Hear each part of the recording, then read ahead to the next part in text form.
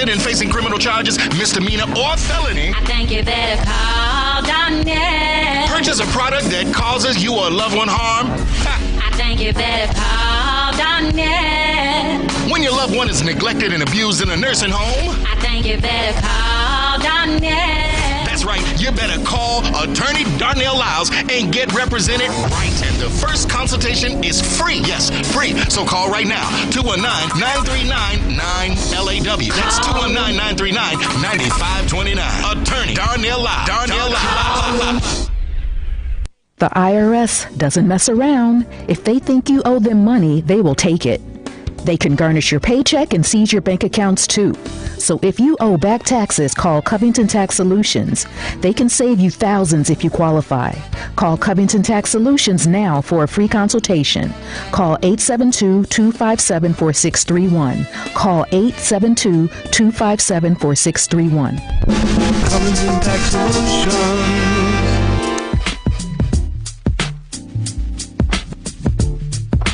This is Miss Lady B, La Boricua. Now it's time for the family meeting news. Hey family, it's Richard Chu, and I'm here. It's what's happening, what we're following on the family meeting. Can't read.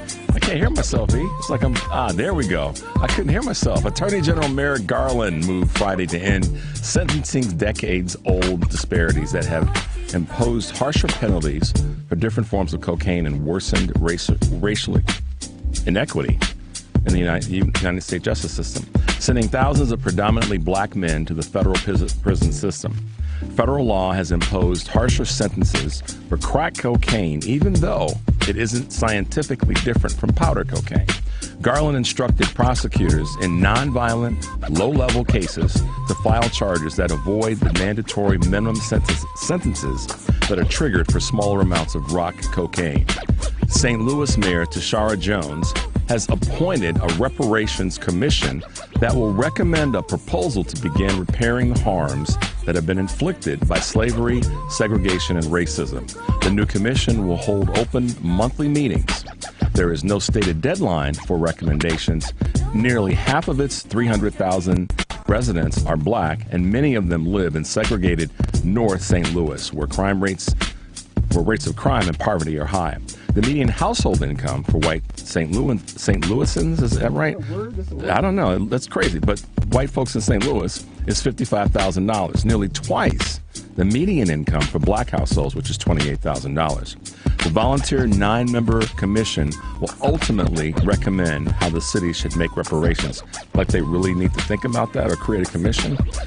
5 Louisiana law enforcement officers, yes, right, 5 now, maybe there's more, were charged Thursday with state crimes ranging from negligent homicide to malfeasance in the deadly May of 2019 arrest of 49-year-old Ronald Green.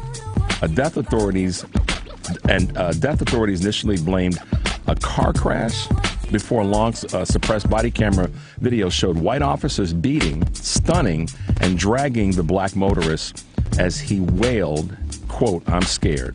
The state police's own force instructor called the troopers' actions, quote, "torture and murder."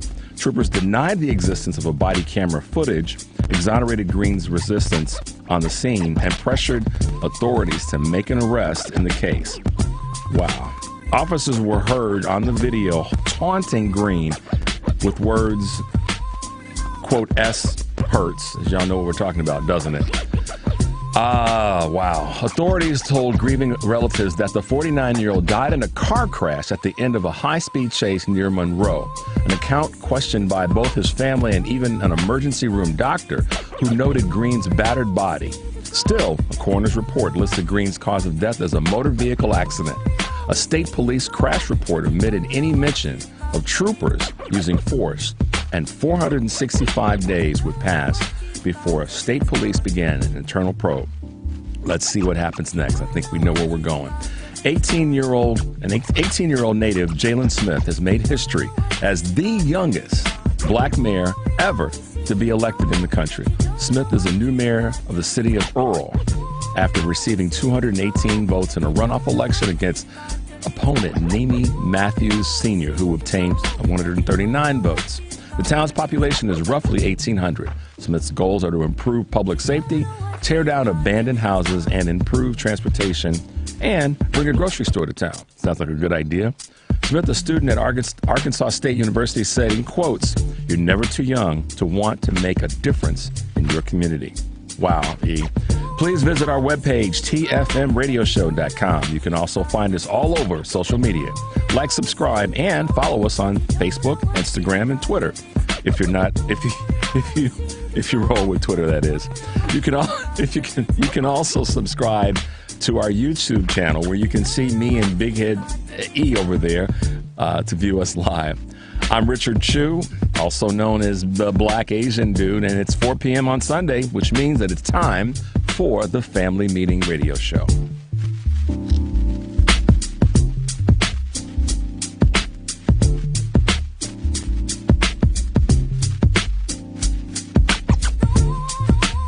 Hey, this is Brittany Perry. Did you know there's a Black-owned footwear brand based here in Chicago? Perry Co. Shoes creates affordable luxury footwear and accessories for both men and women.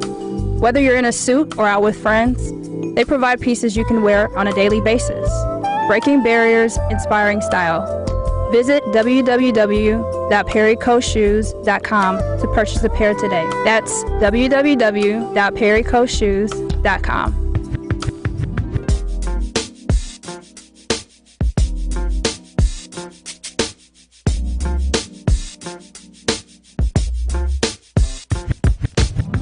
This is Dr. Steve Johnson from Howard University. I listen to the Family Meeting.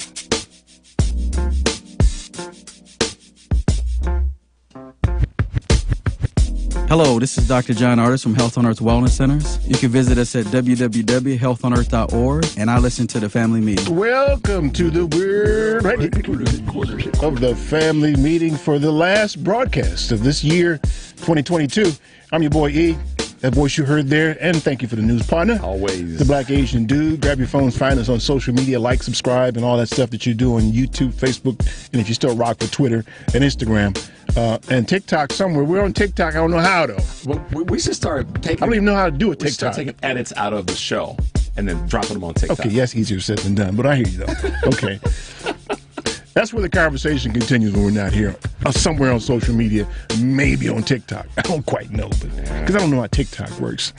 Also, be sure to visit our webpage, tfmradioshow.com. You'll find archived broadcasts, a music playlist, and a link to the live broadcast for the show going on right there, right now. That's tfmradioshow.com. And the space shuttle cockpit controlling everything is our white slave, Devin. Happy holidays, Devin. Maybe get a little extra piece of salt pork this year. A bigger pot of chitlins for him. That's right. But you got to keep working it. That's for sure. Again, thank you, Black Asian Dude, for the news. Always, man. You can become a patron of our broadcast. You certainly can. Visit that aforementioned website, tfmradioshow.com. Click the button. Mash the button. Mash it. Become a patron for as little as $5 a month. Try that out for us, will you? That's right. The lines fill quickly. You know how it works, y'all. The number is 773-763-9278. 773-763-9278. Hey, man, we're taking a longer than normal break this year. Yeah. Just because... We got stuff going on. We want to, and we got stuff going on. Yeah. Well, actually, I don't, but I want to. Yeah. I don't want to be hanging around here with y'all. I don't want to do that. Nope. So we won't be back here until I think it's the 22nd of January. It's a good 4 weeks, 5 weeks, something like that. 4 weeks. 4 Sundays, y'all. You're going to miss us. We know it. Yeah, I don't know what they're going to do when we're gone, but I don't think that they give us the pleasure of serving or playing replays of our shows. I don't think they do that around here, but I don't listen much. So I don't know what they do. So, but, hey, I've just got to be honest, man. Here's what I do, man. That's it. We're here. I do, man. Hey, man, speaking of being honest, I'm going to dive in on something right off the bat, get it out of the way, and then we can go forward. Okay. So, last week, at the opening of the show, what'd I do? You dropped a little bit of knowledge about balance and non-gang mentality. Did I? Yes, you did. And the spirit of... Doesn't sound like me, but okay. Oh, no, not you. So basically, and I'm paraphrasing, y'all can watch the video. Eric said, look, what Kyrsten Sinema did in taking her independent position was an interesting position, which is more elected officials need to think more independently. They need to act in a way that they're not. They're saying I'm about getting stuff done, permanent interest, and not just dragging through with their respective party, just because they are part of that party. Gang warfare in politics is not what they need to be involved with. And we expanded that into other areas of just society, in terms of business, in terms of religion, on and on. We covered. We put that seasoning on a bunch of different things, and we made it very clear also that we didn't give it. You frankly, I think, said I don't give a damn about Kirsten Sinema. But what she's saying, even though her motives, as we both said, were BS. It's the right thing, wrong person. Right. And right. BS and phony, which we said that about her, and garbage. I happened to get a couple of interesting commentary on social media saying that you and I were supporting her. And we're behind her politically. Is that right? Yeah, so I put it back out there and I said, well, y'all need to revisit look at the video, as they say in sports. Let's watch the video and listen to what Eric and I said about gang mentality with elected officials, and furthermore, in general, in society, more people need to be willing to speak in their own voice. Yeah, I mean, you're right that I support the move she made. Yeah, but I don't support her politics. No. And so anybody that listened last week and listening this week again or whatever, that thinks that Eric and I were supporting her, first of all, we don't give a damn. Yeah, I don't really just care. So you know. But let me be perfectly clear. Y'all need to be more willing. This is going to be my end of year gift to you. In 2023, y'all need to be more willing to think independently. That doesn't mean you stop supporting the entity that you support, but damn, think independently. Yeah, and don't support the entity either. I don't guess. I wish people didn't support the entity. The entity is not as important as the ideas that they advance. Right. The name of the entity is nothing if the ideas inside of it don't do the right thing, and that extends itself into beyond elected officials, but also into businesses. Yeah, into good churches, ideas are good ideas. Your family. I mean, it's our own family. If your family's doing jacked up stuff, you can say you're a member of the family, but come on. So I'm just going to put that out there to say, yes, Eric and I sometimes can be cynical, because we have enough experience as black men in America to be somewhat cynical and highly observant and critical of the status quo, one. And two, the man sitting across the desk from me is never been a phony and will die not being a phony. To his peril, he won't be a phony about anything. So when anybody calls Eric, I'm sorry, let me finish this and I'll shut up. When anybody refers to Eric Dale Grant as a phony, let me help you understand. This Did brother. Somebody call me a phony? This brother ain't no phony. Did somebody call me a phony? And neither is Richard Byron Chew. Did they call me a phony? Both of us. Did they? Yeah. So, but that's what gang people do. That's what gang. You ain't a real gang member. Yeah. Right. Yeah. But we do have a favorite sister girl. I don't really care either. I know you don't, but you either. She took issue with it, but I thought it was pretty cool. So just so that y'all know, you need to look at your own stuff. Like Representative Hakeem Jeffries said to whatever that dude's name is, McCarthy. McCarthy. He said, "Hey man, go get your house cleaned up before you come over here trying to clean up ours." Right. So anyhow. Well, it's funny you say that, though, man, because, one, I'm glad they didn't engage me because, I tend to go all in. But, and I hate to keep bringing it up because it seems like I'm like a slow reader or something. I'm not. But I'm still reading Black Reconstruction by W.E.B. Du Bois. This is a very long book. Somebody's been listening. I'm going to say this again because you said it last week and we've been saying it kind of regularly. People are listening to because all of a sudden I was like, I saw 4 different posts on social media where people referenced him and or the book Black Reconstruction. Yeah, it's amazing to me. It's interesting because he speaks in present terms. I mean, he was living that life. Most of the times when you see stuff written about that time period, you have people that are writing about what they heard happened. Or referencing documents that they've seen written. Right. But this dude was living in that time and was describing what was going on. And in addition to it being a long book, it's actually it is an academic exercise turned into a book. So it's almost a thesis more so than it is a book or a novel. Right. And it's evidenced by the exactness with which he quotes, for instance, population numbers. He'll say there were 14,665 Negroes in this particular town, where most of us in writing would say there's a little less than 15,000 Negroes, right? He's very exact when he does that. So you can tell it's an academic exercise. But I started off on something. I didn't mean to take you away from where you were. No, actually, it's a good segue. It's a great segue, as a matter of fact, because, again, in reading the book, he's using the vernacular of the time. He's throwing around terms like Whigs. Now, nobody talks. I haven't heard anybody talk about the Whig Party. No, in any way. Not recently. Abraham Lincoln was a Whig. Yep. He was the first Republican to run for president. All right, so he's the first Republican president. So there's the Whig Party. There's he uses the term carpetbaggers, right? We use the term carpetbaggers now, kind of flippantly. True. But they were a category of people. That was part of the dialogue. It's ongoing. That they understood back then. There were know-nothings. There were scallywags. There were a category of people called scallywags. Now, it's an insult. Hey, you scallywag, you do that now. Right. But back then, it was a category of people that they described. Then there was, the most important thing is he described people in terms of being conservative and progressive. Back then, this is where some of those imbeciles on the right get it wrong when they point to Abraham Lincoln being the savior of black people. Yep. Who was conservative back then is different than who's considered conservative now. Absolutely. How you define conservative back then is different than the way you define it now. It's different. Yep. Right? So if you idiots read, you'd understand. Yep. But they don't read. Nope. But here's one of the things that really struck me in the last week and a half or so of reading. I've been reading it all along, but as I'm watching the new Congress come in, one of the things that they had to contend with in Du Bois's age, immediately following the Civil War, was how are you going to let people who turned arms against the country turn around and govern the country? So you've got people now who are going to be not only governing this country in the House, federal House, these people also implicitly endorsed an insurrection. Yep.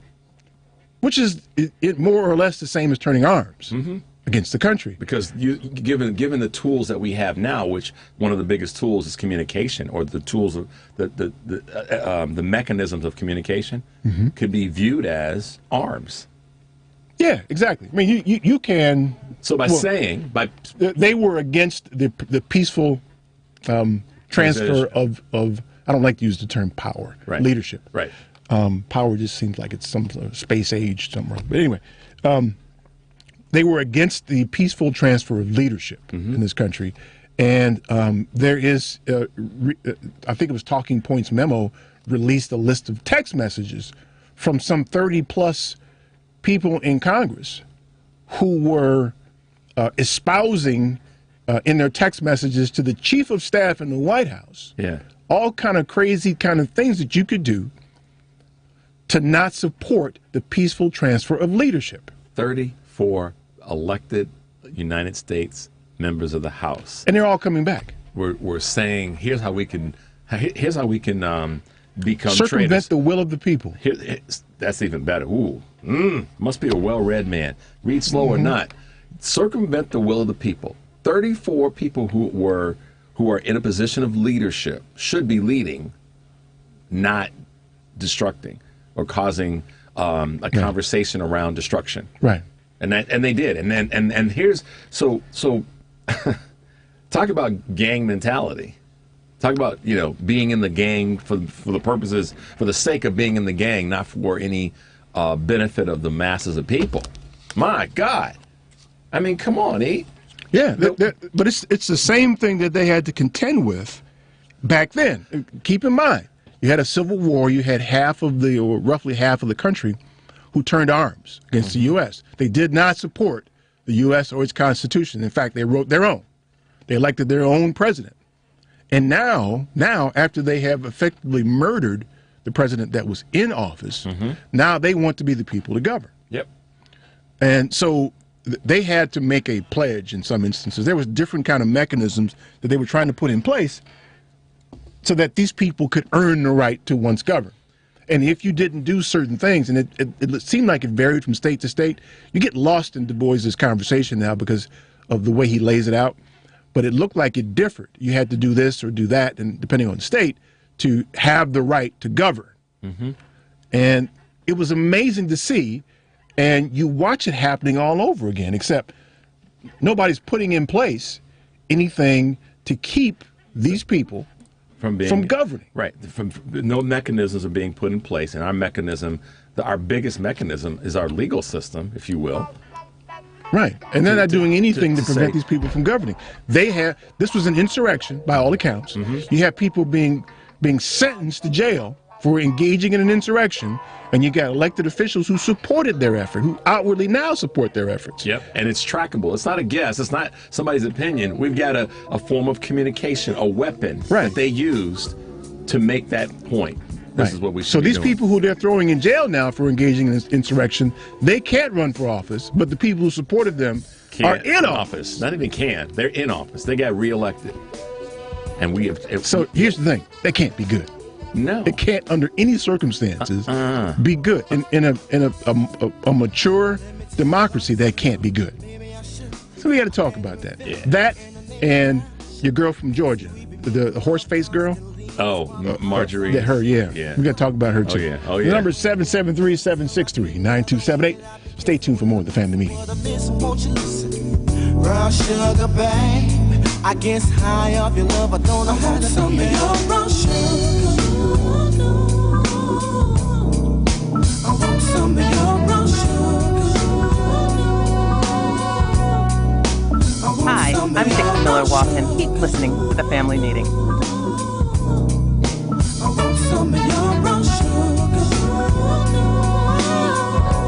Hey, Family Meeting cousins. As you know, we've created a Patreon Family Meeting subscription and membership page to include you great listeners in our effort and give you a chance to very economically promote your business, organization, or local event. You can contribute as little as $5 per month to get your message out and support the Family Meeting as a viable voice. We know you appreciate our permanent interest dialogue, get up and dance playlist, and our great guests who stop by. So become a cousin and go to our website, thefamilymeeting.com, and click on the link.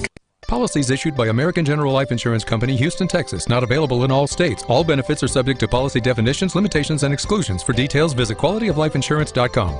Building a solid insurance plan is like building a place to live. It takes different materials to make it comfortable. What about a castle? Isn't it just made of stone? Castles are drafty, but that's not the point. Homes use different building materials, and you need different insurance coverage to give you security. What about a teepee? Isn't it just made out of one thing? Skins and poles, but let's stay focused. Quality of Life Insurance is affordable insurance from a leading company and can provide benefits if you're disabled or suffer a serious illness or injury and need help to preserve your lifestyle. So it's a modern structure to meet my insurance needs. Exactly. To find out more, contact the Polaris Insurance Agency. Visit polarisadvice.com or call 312-951-2606 to learn about how we can help you make a plan for your future. That's 312-951-2606. We all mine. Yeah. Come on. So living it up.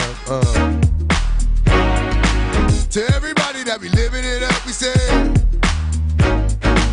So living it up.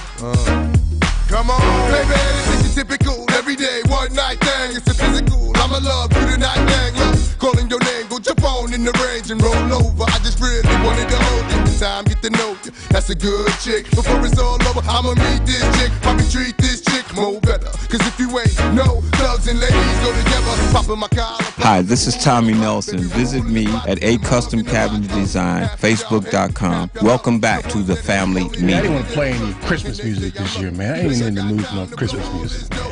Yeah, the only song that's really worthy of playing, in my opinion, is the Christmas song, because Nat sings it. Y'all gonna hear plenty of that on other stations. Right. So. I love this song.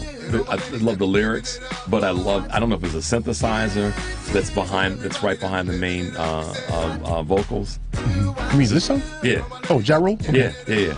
Love the song. Yeah. Love the song. Just because I like his lyrics are great, but take the lyrics out and just the instrumentation in the background. Yeah, it's cool. Yeah, I have an instrumental for this too. Little dude got this big voice. Yeah, no, and you've seen him. If you've ever seen him, he's like a little tiny. dude, man. Yeah, this big voice. Yeah, man. yeah, definitely. 773-763-9278. So let me put a bow on the book thing, and I'll leave it alone because I'll probably finish it before we come back in a month and a half, hopefully. So because of the terms that he's using in here, and because it's an academic exercise, I'm talking about the book Black Reconstruction by W.E.B. Du Bois. I find myself having to stop and look it up because I'm an intellectually curious person. Yep. What is that? What does that mean? What's the history of that? For example, Alcorn State University in Mississippi. I'm very familiar with Alcorn.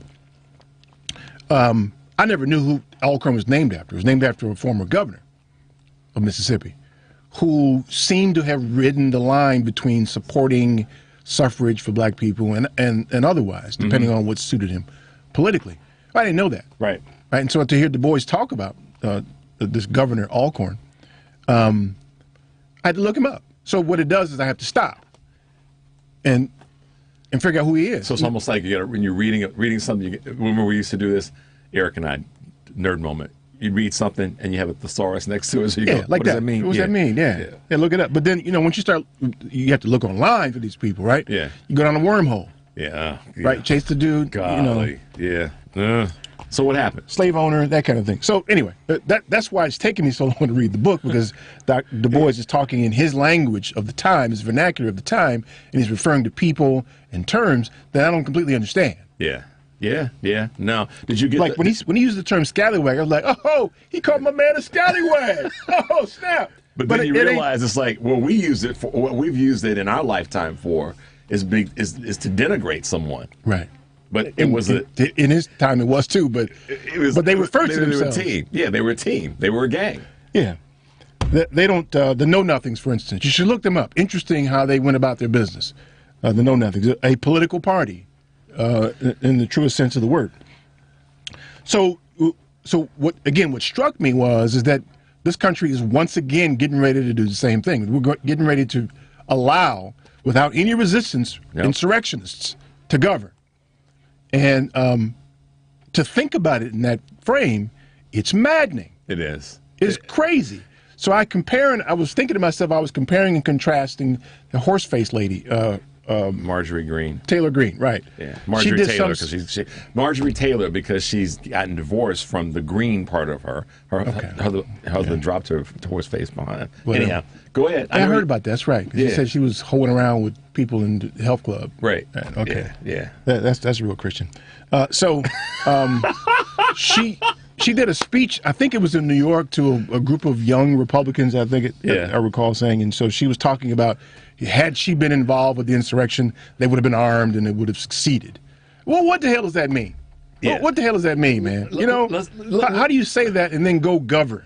Right, because this person is, by the end of January of next year, she will be too damn close to the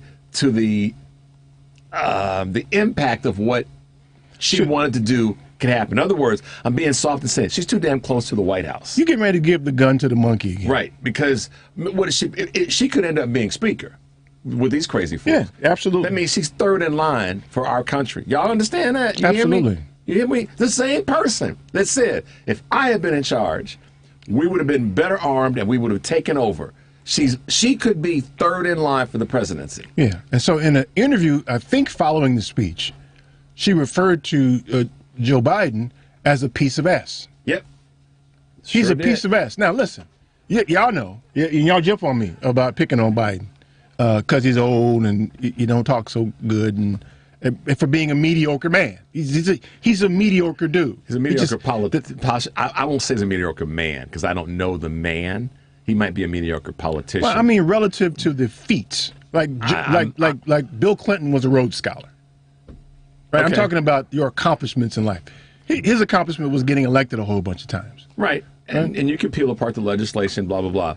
But in any event, I know where you're going. Relative to other presidents, he's a mediocre dude, in my estimation. Modern presidents, at least, because the ones that y'all had back in the 1800s were garbage. And I hope they're burning in hell.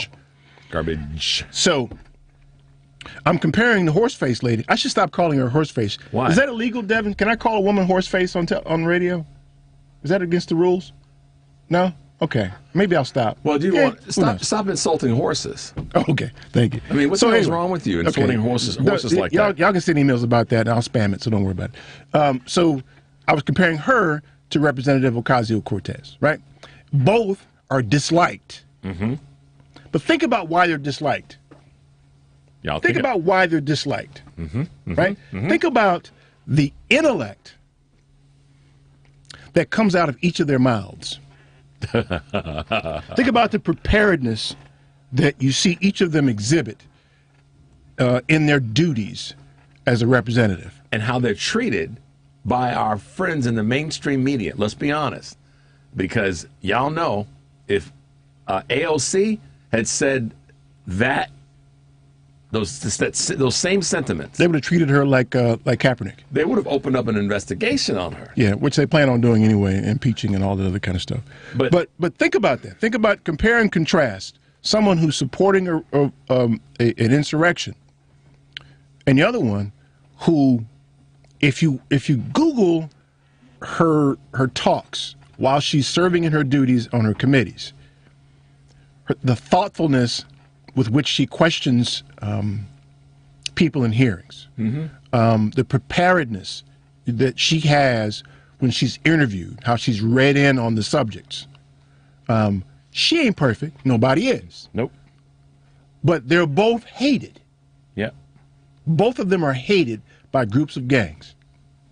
And many individuals who fall in line with their group of gang, respectively. Right. Can you? So this woman from Georgia, she thinks that Biden is a piece of S, but she doesn't think that her president was a piece of S. After all you've seen and what you know about him, after all you've seen and what you know about him, only Biden rises to the level of being a piece of S. Well, and she's going to get away with it, and it's going to pass as almost fodder. So there's not, absolutely. There's not going to be anything said about her for this, which is even worse by the people who are elected. I mean, at some point, if you're part of that gang that has an R assigned to your gang door, you should be. If you call yourself a patriot and American and the American people representative, at some point, if you respect the presidency and the person that's in the White House, if a member of your elected gang says that Joe Biden is a piece of S, you need to call her out for that.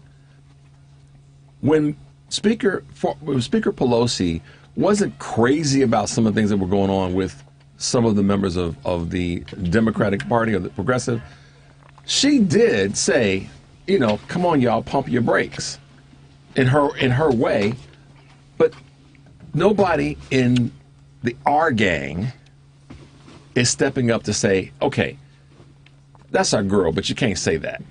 Well, I mean, and so that's we could look to the media to say, where's the media on this? Oh, we know they're already in the tank. They're looking for eyes and clicks. You would think that somebody in that gang would go beyond saying, well, this is troubling, and I'm having a difficult time accepting. No, you call that stuff out. So, but here's the thing, though. I mean, so we could dissect all the parties who participated in the stupidity, the media, the parties, all those kinds of people. Let me go back to the time period that Du Bois was describing for us, and how this country was fairly unified across all the political spectrum on, pump your brakes. Black folks shouldn't get. We shouldn't have no voting for black folks. No. I mean, free, yeah, but vote, no. We're not going to have that. Let that happen. No. How they're unified in that, and think about how different people viewed the same situation. And think about how different. See there? People viewed. Where's that? Same situation. Is your phone's volume on? Yeah, that's probably what it is. We're watching in real time what the former president is doing. And there's a large group of people who look at that and say that's disgusting. and a large group of people who look at it and say, that's what I want. Mm-hmm. Which is, it goes back to what we've been saying for 4 years, 5 years now, 6 years. Right. This is who we are. And back to Du Bois's book. Those people who lost the war, they never gave up on what they believed. Nope. They still believe that slavery should be intact. Mm-hmm. That the newly emancipated people should be put up on. Mm-hmm. There should be different rules for them that many in the North agreed with. And including Lincoln, who it's documented that he... So y'all can be free, but y'all can't have all that. And you don't get to... We still think you are less than us. Yeah. And all the other tropes that... Not tropes, but all the other phrases that were used by as high as the presidency. But it leaves me wondering... And that's the only term I could conjure up to describe how two people can look at the same thing and see something completely opposite. Now, there was a famous picture a couple of years ago on social media where there was a woman wearing a dress. Some people saw it being blue, and some people saw it being gold, I think, or something like that. Depending, I don't know what the difference is and why people saw it different. I understand that more. Sure. Then I understand how you can see that person that y'all had elected president and think that Biden, as much as I think he's not aggressive enough about pursuing his permanent interests, it doesn't rise to him being a piece of S. No. Now, how do you see that and not with this other dude? And then how do you, so once you determine that someone sees life that way, how in the hell do you expect us to deal with them?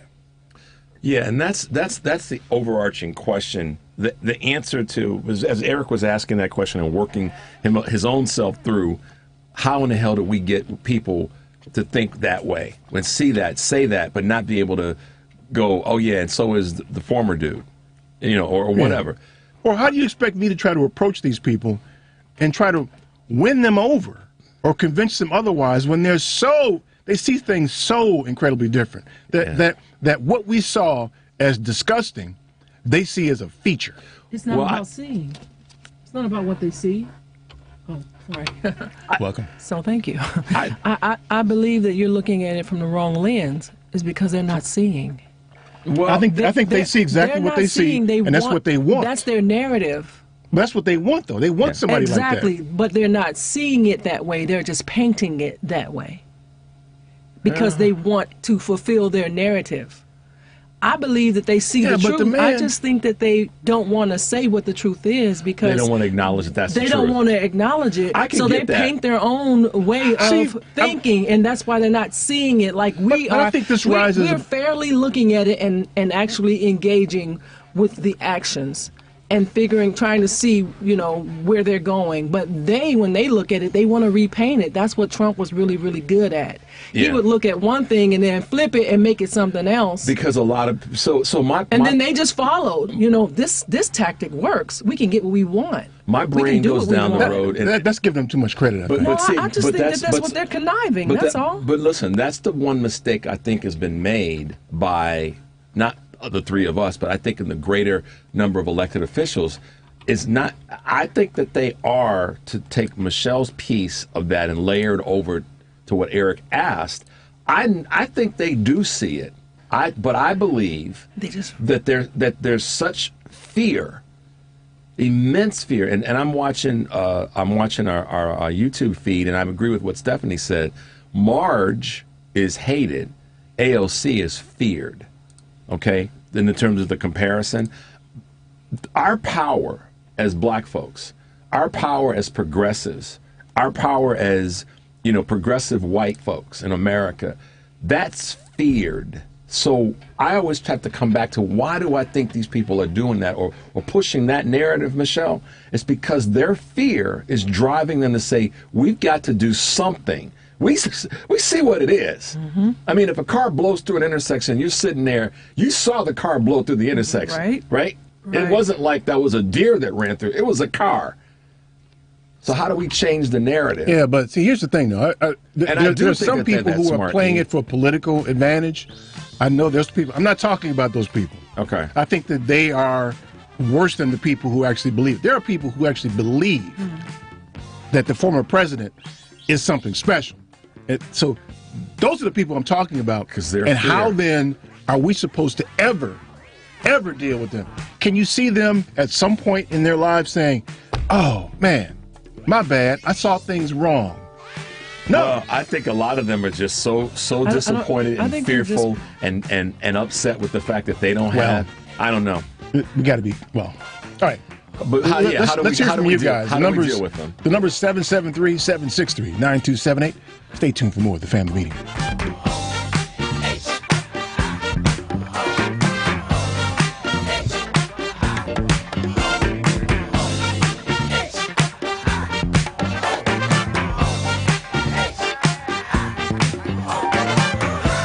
Hi, this is Wendy Calvert at wcalvertlaw.com. Welcome back to the Family Meeting.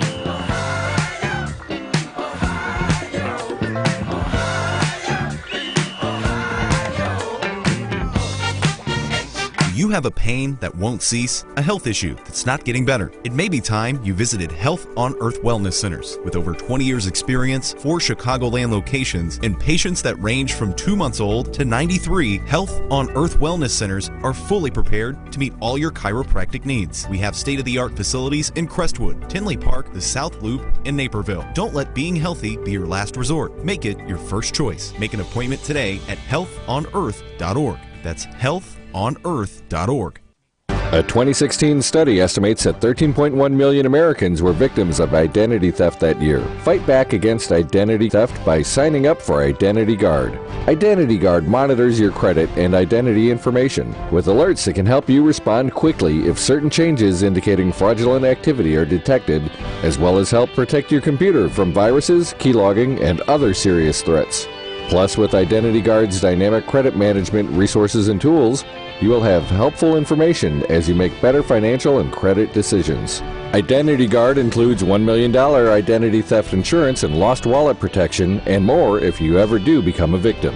Protect your ID by visiting lookaftermyid.com. That's lookaftermyid.com to securely sign up for Identity Guard today. Check it out now. No doubt now. Yeah. Check it out now. No doubt, yo. Special girl, real good girl. Biggest thing in my itty bitty world. Call her up and she made me feel right. Wish the bliss could never take flight.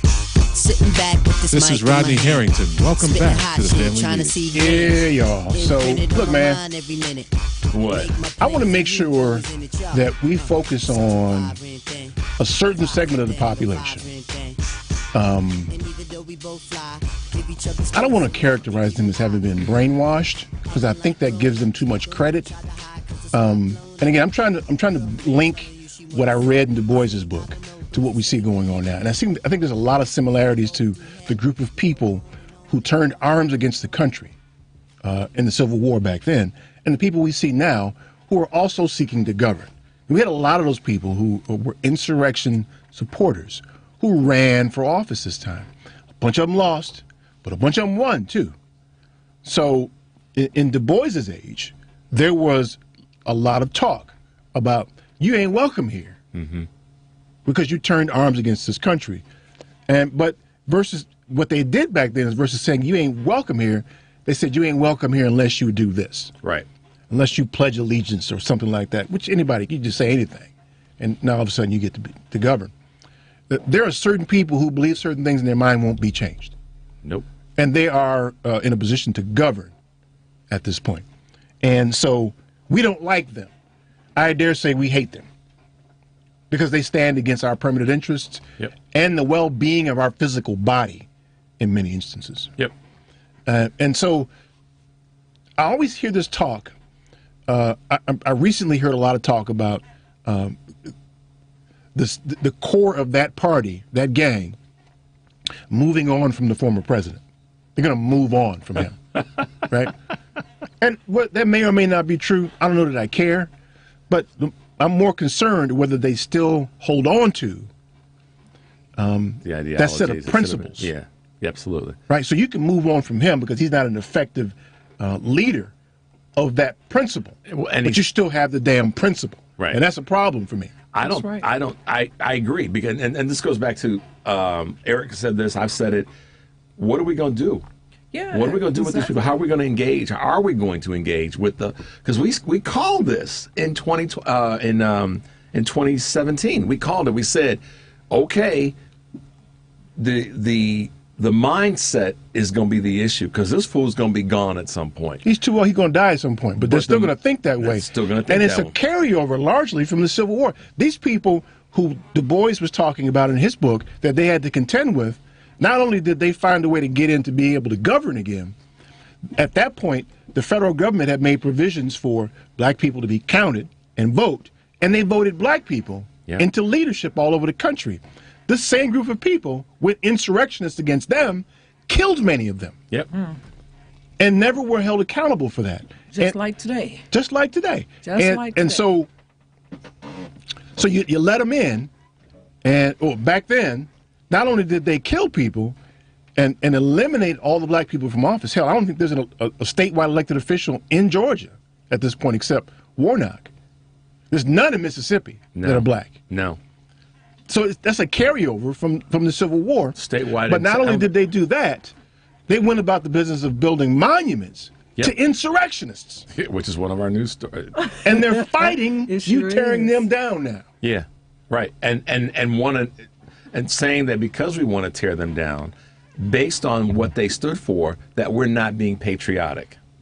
So that their view of patriotism, based on that, is to leave monuments up. So it's an example of how a mindset can persist. Just regardless of the people who were running that, who died and killed or whatever happened to them, the mindset persists. They still think that it wasn't about slavery. They still think all kind of things that are not right. Well, and they still persist, and they still wield power over your well-being. Look at Jackson, Mississippi now. Jackson, Mississippi is in the state that it's in because the same people, the same mentality. The same mentality that was carried for generations. This current generation carries that same mentality in a different way because it's different technology, but they carry the same mentality. Don't give the Negroes anything. They don't have water, they'll be all right. Yep. And if they die, so be it. It's one less. Yep, that's it. And so at the core of all this, there is no change in this statement. The reason that we were there, that we have never changed, and we are still there and may be that way in the future, is at its core is one common thread: racism. I'll go even deeper for you. What? It's the poor whites. Yes, because it's always the poor whites, right, who cause all the problems. All the problems. I mean, and unfortunately, they get cajoled into it by the wealthy and elected officials into engaging in antisocial behavior. Bingo. That's what happens. It's the poor whites. Yep. And that's going to piss some people off. I'm going to get emails about that. I'm glad. Forward them to me. I'll spam it anyway, whatever. You know. But that's what it is. That's ultimate. There's no other, even because if that's the case, if people want to say to me that gender issues are bigger than racial issues, then my default is always two things. Okay, talk to a black woman and tell me that gender issues supersede a concern. You got one here. Right. So at the end of the day, black women deal with the two greatest bias ills of our society: racism and sexism. Sexism and racism. Yeah, but watch this though. Watch this though. I don't even think it's racism. I'm going to go out on a limb and say that. Okay. Because racism is only impactful to the extent you can act on your racism. Mm-hmm. But it's only about the money, which goes back to the poor whites. Which is the mindset. Right. And now all that consternation, the Civil War was about money. Yeah. Who's going to do the slaving? The profit margins on cotton and other things that were growing that they had free labor to do was going to be reduced. Yep. If you allowed people to get paid. Let me say again, they didn't want black people to get paid for their work. They wanted them to work for free. Right? If you start paying them, that cuts into our profit margins. Yes. Here's the crazy. It's about money. Here's the crazy. And what they did is they convinced the poor whites to go fight. Yep. And gave them guns to go do it. That's right. And so told them that you're better than the black people. So you got to so go you protect need to go this. fight. You got to go protect this. I'm not and protect yourselves. Just like Trump did. Don't forget that piece. Just like Trump did on Insurrection Day, right? Too. I'll be with you. Yep. I'm gonna go down to the Capitol with you. We're gonna walk together. I'm gonna send you. I'm gonna send you knuckleheads down there. Oh, but I'll be with you. Right. But so you saw a bunch of poor whites descend on Washington. It wasn't all poor whites. I didn't say all. There was some poor whites. A bunch of. And then a bunch of poor whites went to the Capitol and did what they did because he convinced the poor whites to do what they did. The ones who didn't have a lot to lose. Well, that's their perception. Well, some of them, not all of them. But their perception. Not all of them, because some of them were they thought they had everything to lose. They thought they had everything to lose. Yeah. Because the more that we... Well, they thought they did. They were convinced, again, by those with means that are white, that they had something to lose by letting this change of power, change of leadership, rather, go through.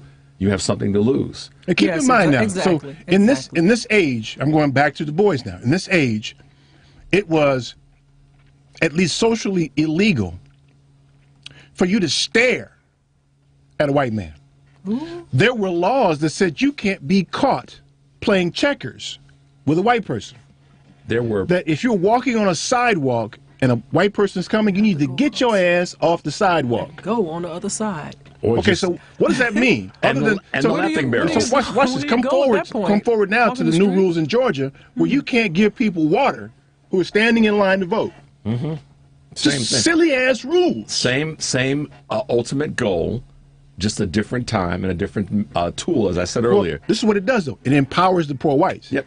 Because now we can go out there and we can be the voting patrol, and we can show up and think about it. We could be the country's control. Well, look at it like this, Michelle. During this leading up to this election, one of the big concerns was they were already seeing at some of the early voting locations that these dudes were showing up armed.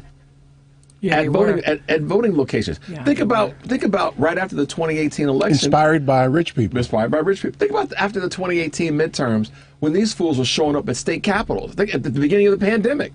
You had a group of poor whites. They allowed it. A group of poor whites planned to kidnap the governor of Michigan. Right. There weren't no black folks trying to do that. There were no people of color. Here's the thing, though. There were no rich people out there doing it. They were poor knuckleheads. Poor whites. As Speaker Pelosi called them, knuckleheads. Okay, that too. that too. Heard you use the word imbecile earlier. Right. So where does all this go? Right. It's amazing how I'm able to traverse the time and listen to Du Bois talk about what they were contending with the former insurrectionists and how it's parallel to what we're contending with. Mm-hmm. I think on a much larger scale because they actually turned arms. I mean, in a more meaningful way than these people who did what they did. But a lot of the behavior, the sending alternative electors, that's political violence. It is, but again, Eric, I'm agreeing with you, and it's founded or based in fear. It's the fear that we talk about, the fear of the unknown, the fear of the other. All of these things are grounded in their fear, and even the wealthy, quote, white folks are fearful of massive change, which is going to impact. If you're getting ready to say about their money, then yeah. That's what's going. They're worried about. Look, so they're worried about their money, and they make the poor whites feel like they're going to affect you socially. Right.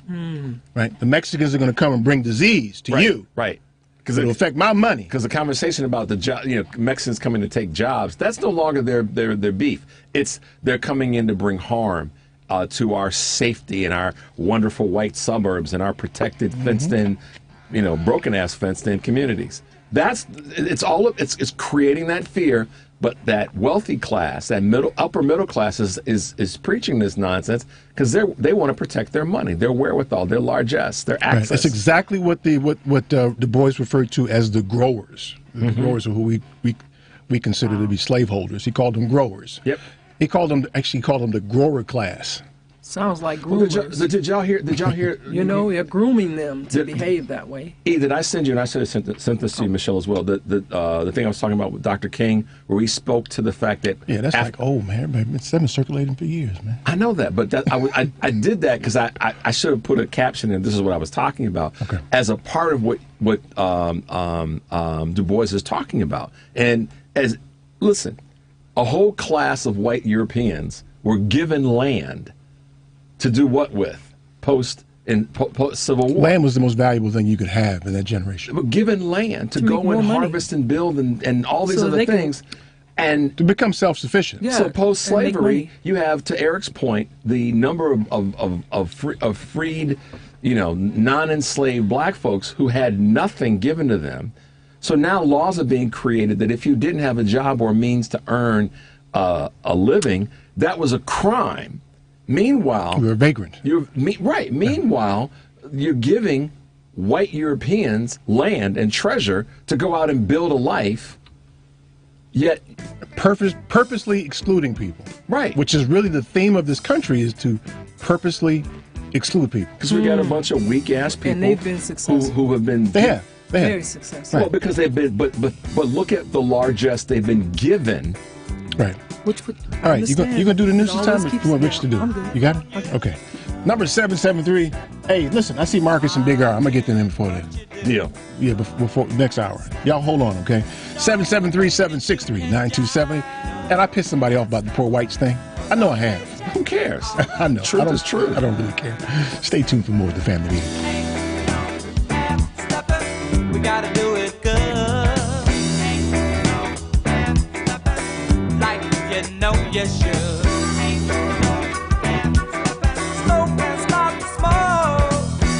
Hey, Chicago, this is motivational speaker and author William A. Edie II, author of the book Listen If You Want to Succeed. Keep listening to the Family Meeting. Polaris is introducing a way for you to get empowering financial advice. Save and plan. If you are like a lot of people, you'd like to work with a financial planner, but don't know if you earn or have enough to invest. Save and Plan will allow us to work with nearly anyone from young professionals to retirees looking to travel the world. Save and Plan is simple. Just sign up to save on a systematic monthly basis directly from your account and gain access to a planner and our planning services. Once you sign up, Polaris gives you a customized financial plan, a real person to speak with, and information to help you make good financial decisions. Your dedicated planner is just an email or phone call away. Save and Plan offers Empowerities insurance and advisory services offered through FSC Securities Corporation. Member FINRA SIPC. Insurance services offered through Polaris Insurance Agency, Inc., which is not affiliated with FSC Securities Corporation. Hey, Family Meeting cousins. As you know, we've created a Patreon Family Meeting subscription and membership page to include you great listeners in our effort and give you a chance to very economically promote your business, organization, or local event. You can contribute as little as $5 per month to get your message out and support the Family Meeting as a viable voice. We know you appreciate our permanent interest dialogue, get up and dance playlist, and our great guests who stop by. So become a cousin and go to our website, thefamilymeeting.com, and click on the link.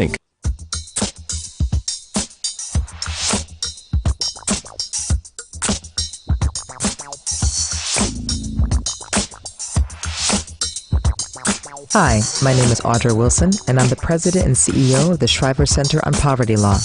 You can visit us at www.povertylaw.org. Hey, cousins. Now it's time for the Family Meeting News. Hi, I'm Michelle Reed, and here's what we're following here at the Family Meeting. The statue of American civil rights attorney Thurgood Marshall will replace the bust of the late U.S. Supreme Court Justice Roger B. Taney in the Capitol after House lawmakers passed a bill calling for the removal of Taney's bust. It was Taney who authored the Dred Scott decision, which ruled that black people were ineligible to become U.S. citizens. The Howard University law alum Marshall is the first black person to serve on the High Court. Once the bill is signed by President Joe Biden, Taney's bust will be removed within 45 days. Throw it in the trash. Good riddance. The former Minneapolis police officer who kneeled on George Floyd's back while another officer kneeled on the black man's neck was sentenced Friday to 3.5 years in prison. J. Alexander Kueng pleaded guilty in October to state charges. Quang is already serving a federal sentence for violating Floyd's civil rights, and the state and federal sentences will be served at the same time. Quang appeared at the hearing via video from a federal prison in Ohio. When given the chance to address the court, he declined. With credit for time served and different parole guidelines in the state and federal systems, Quang will likely serve a total of about 2.5 years behind bars. That's not enough. The 1619 Project is coming to Hulu in the form of a 6-episode limited series on January 26th. The docuseries is an expansion of the Pulitzer Prize winner Nicole Hannah-Jones' acclaimed literary project. I am so proud of this work, wrote Hannah-Jones on Twitter, who will be hosted on the series. Join us for the new American origin story. Her post included a 24-second video promo of the series. According to Hulu's synopsis, the limited docuseries will attempt to reframe the country's history by placing the consequences of slavery and the contributions of Black Americans at every very center of our national narrative. This will be a must-watch. Harvard University announced Thursday that Claudine Gay will become its 30th president, making her the first Black person and the second woman to lead the Ivy League school. Gay. Oh yeah. Got the ASS. All right. Gay is currently a dean at the university and a democracy scholar. She will become president July 1st. She replaces Lawrence Bacow, who is stepping down. With Gay's appointment, women will outnumber men as chiefs on the 8 Ivy League schools. Great. Let's get a hand clap on that one. All right. Dartmouth and the University of Pennsylvania appointed women earlier this year, joining Brown and Cornell. Columbia, Princeton, and Yale are led by men. I'm Michelle Reed, and this has been your Family Meeting News. Eric, Richard, and myself will be right back with more of the Family Meeting.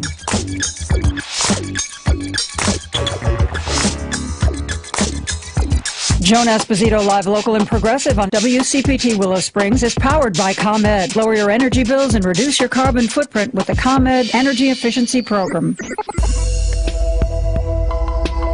Hey Chicago, are you always on the go? Take the new Shy 311 app with you to find the information that you need, submit non-emergency city service requests, and much more. Download the new Shy 311 app, built with Chicagoans for Chicagoans. That's Shy 311 on the App Store or Google Play, or check it out online at 311.chicago.gov. Stay informed with Shy 311. It's your gateway to Chicago services. Are you one of the 78% of Americans who'd like to speak with someone about a long-term care plan? Did you know that only 16% have had that conversation?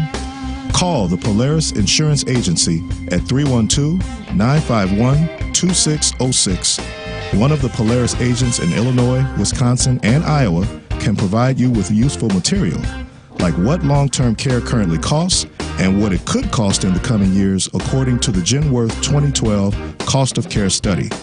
With information like this, you'll have the power to plan.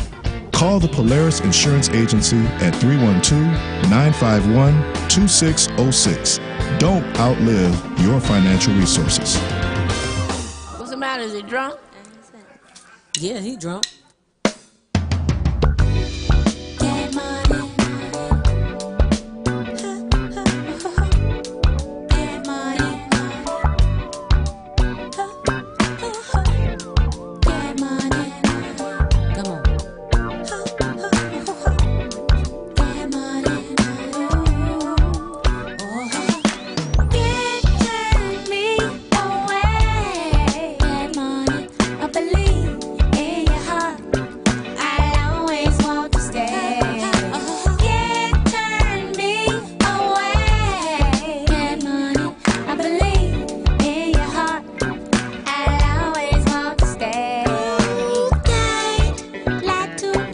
Clayton with Kelly Dry and Warren LLP, www.kelleyDrye.com. Welcome back to the family meeting. Yeah, y'all. The number 773-763-9278. I think we kind of nerded out with history a little bit today. Yeah, but it's right on point. I know you want to grab these calls real quick. I think I told you this once. I was at this event a couple years ago with a bunch of guys. There was one black person there. It was me.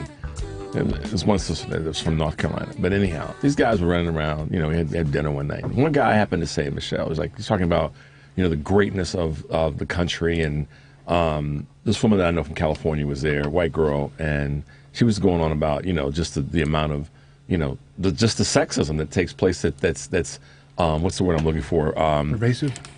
Pervasive. Thank you. She was talking about that, and this one guy said, "Well, but got men, the history of men in America that these titans of business and all this other BS. They think they built the country, right?" And he said this. He basically made this comment about, well, they built the country. And I said, so basically, you're completely, and I literally said, whitewashing the fact that enslaving people for a couple of centuries didn't help them go forward. It wasn't a key component. And he absolutely straight faced. Well, no. They were just great businessmen and da-da-da-da-da-da. And so to them, enslaving people was a business idea. Yes. Right. So I said to him, so you mean to tell me, I asked the question. I said, his name is Mike. I said, Mike, so tell me, what do you think is the number one cost of running a business across the board? I mean, most of us could agree that there's one area that every business has got to contemplate. Payroll. And he was talking about, well, it's cost of, and I said, no, it's labor.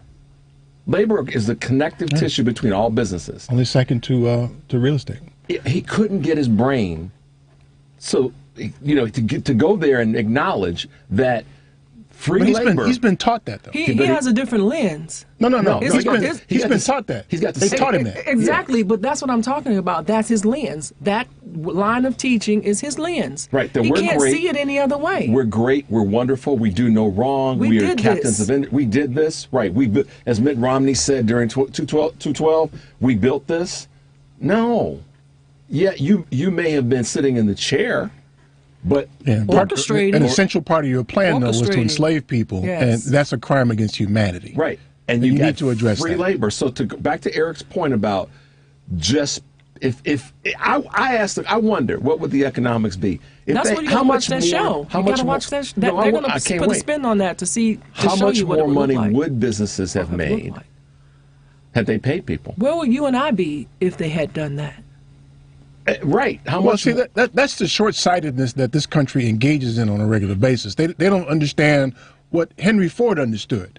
Henry Ford famously, when he was building the Model T, he wanted to make sure that the people working for him were made a living wage, enough of a wage to buy the damn car they was making. Right. So that did two things. But to have people who don't have any means, they can't spend money. You're not creating an economy that way. That's right. No. And Ford's genius was one. Although he was a racist. He was yes, raging racist.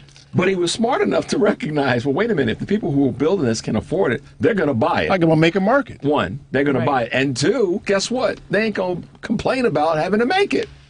Right, because they want to make the money. Make the money. So as an 18-year-old, when I arrived in Washington to go to Howard, one of the buildings on campus, it was on the south end of the campus was the School of Communications. And it was housed in a building that, as an 18-year-old, I didn't realize. But many of the classrooms and the small rooms there reminded you of a hospital. Okay. I always noticed that. And so, as luck would have it, I found out that this was the original Freedmen's Hospital. This was a building that the Freedmen's Bureau built because they couldn't, because hospitals wouldn't take black people. Yeah. So they had to build a Freedmen's Hospital in Washington. They turned it over to Howard at some point, and so Howard kept it as a hospital and then converted it to a classroom building eventually.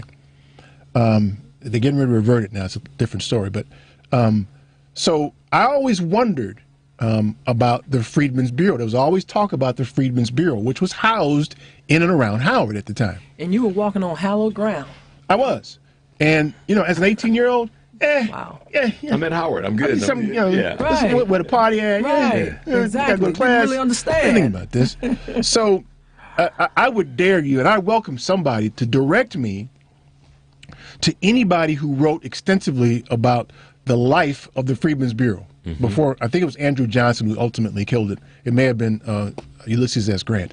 But the Freedmen's Bureau and what it did during its time in existence. Because the Freedmen's Bureau was a government agency, and it had different locations around the South to deal with what they characterized, what Du Bois refers to as the freedmen. That's what black people were referred to back then, the freedmen. It's just sometimes when I give ourselves there's a thing on I think Netflix or something on cable about the through all the trials and tribulations, the greatness that we have become. That's not the actual name. We're resilient as hell, yeah. When I think about just I had to pause for a second and really listen deeply to what Eric was saying, and then ask myself, how have we actually survived? When you look at the fact that they had to create a thing. You set loose a bunch of people who couldn't read, didn't have a stitch of anything, and no opportunity, and they made a way out of nowhere. And kept it that way for a long which is a major feat in and of itself. So I say all that to say that that's another piece of history that has been largely suppressed. But for Du Bois, and the reason I'm reading his book, I've read his other one, Souls of Black Folks, but I never read this one. It's because I wanted to learn more about the Freedmen's Bureau. And what prompted me to do so was because Howard has this $800 million plan to renovate the campus. And part of it is building a new hospital and renovating the Freedmen's Bureau building to be a medical facility again, at least part of it. I thought about it, I don't know much about that. I haven't read much about what the Freedmen's Bureau did. That's why I read it. Let me get the phone, shall I? Yes, you shall. Let me start with my man, Big R. Big R, happy holidays, brother, man. Same back to you. And great story about the Freedmen's Building. Great story, my man. Thank you. Great story. I knew nothing about that. Fascinating. First of all, let me wish you all a safe and blessed holiday. You got it. Hug and kiss the ones you love, and lots of smiles and good food. Okay? You guys are putting it down as usual, doing a very good last show before that long hiatus, that sabbatical you guys getting ready to take. Look forward to when you come back. You guys and Michelle. Don't forget Michelle. Thank you. Yes, the beginning story about those guys and those fools in Louisiana finally getting justice. Not yet. They've been charged. Yeah, it's not over with. Yeah, the courts in Louisiana got to deal with this. You know how they are.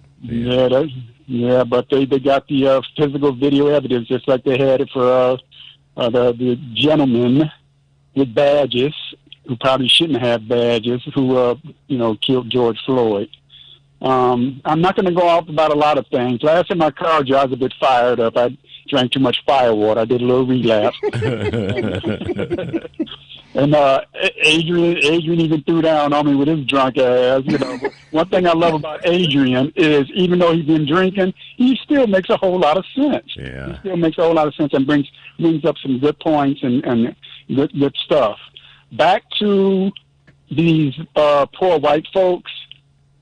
It's what I go back to: BP, PTSD, Black President, Post-Traumatic Stress Disorder. They were already on the edge with their racism. When the black man got in the office, they just lost it. Yeah. And because their brains are so simple-minded and they're so soft-headed, they couldn't handle that. And so the truth is put, if the truth crawls up their leg and nibbles at them, they still not going to feel it. They're not going to acknowledge it or put forth any common sense or not. These are people who have never traveled. They haven't even traveled in a book, and they read a book, most of them. So they know nothing. It's just sad. But that is America. It is what is going on with America. I'm going to hurry up and get off this. I got one little last thing to talk about. Do you guys remember the name Eliza Fletcher? No. Who's that? Eliza Fletcher was that young lady, mother of two, who was the daughter of a billionaire who got kidnapped and killed and raped by that brother. I don't even want to call him a brother because he's a sociopathic, evil, whatever. But she should be alive. And the reason she should be alive is there was a sister down there who had been accosted by this guy. I don't remember the criminal's name. She had been accosted and raped by this guy. She went to the police and reported it and tried to get him arrested and have that taken care of. He'd already been in jail for something similar, kidnapping or something. He served his term and got out. And he raped this black woman, but the police kind of poo-pooed it away and didn't investigate it and get his ass back behind bars. So what does he do? He goes and kidnaps and rapes this poor white woman out for a jog and murders her. So it's like, you know, they don't understand how this is all connected. When you don't do justice for us, it can come back and bite you in the behind. Yeah. And if I was that woman's billionaire father, I'd have been all over. I don't know if he did it. I'd have been all over that police department. You had this guy. It was a complaint about him about he raping this woman, and because she was black, you just didn't take it seriously. He should have never been on the streets to do this to her. Right. You know, it's.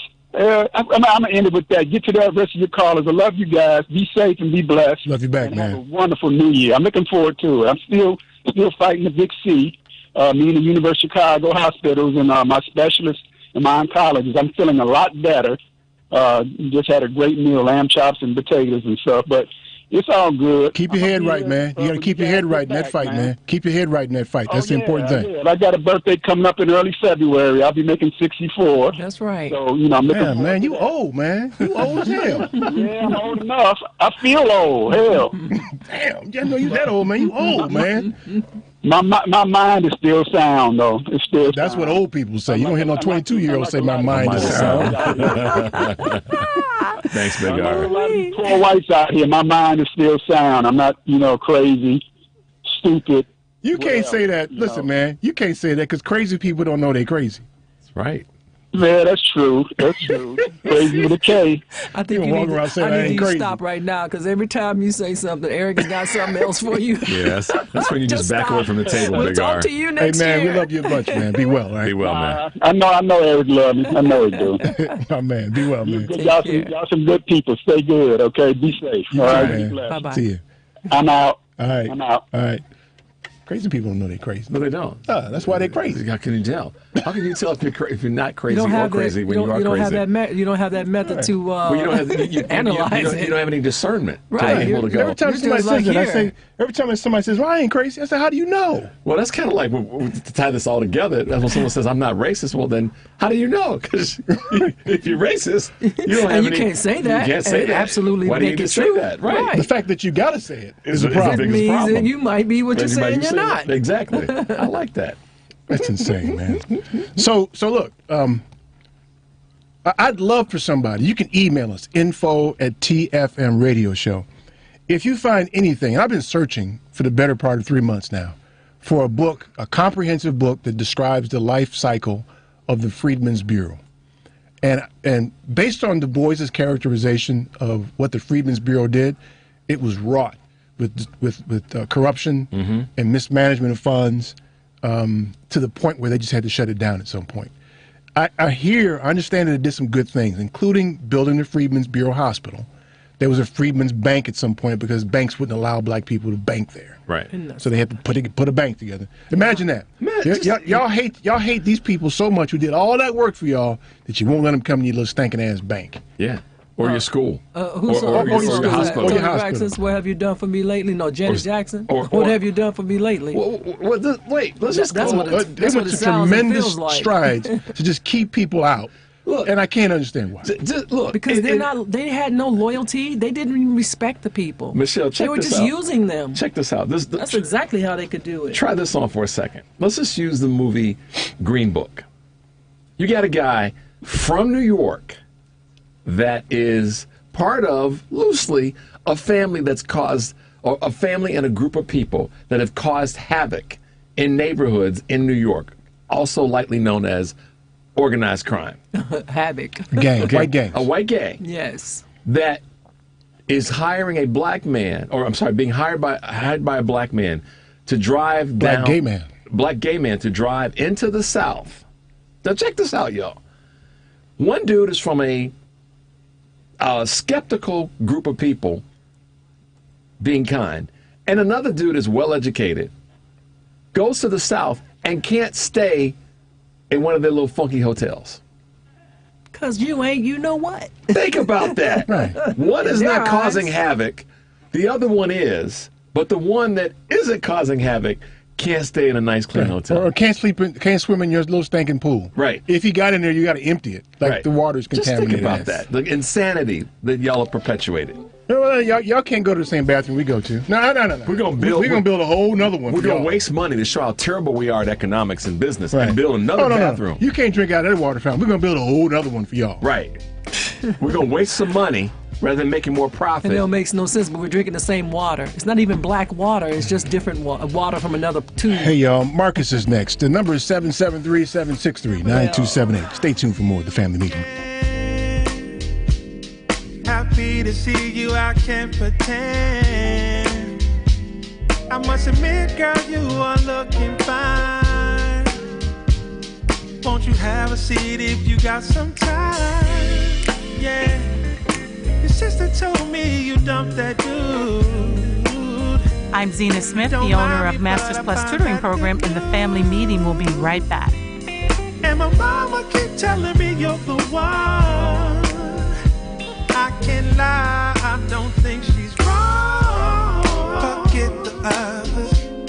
If you owe money to the IRS, they're turning on the heat this year. They're garnishing paychecks and seizing assets.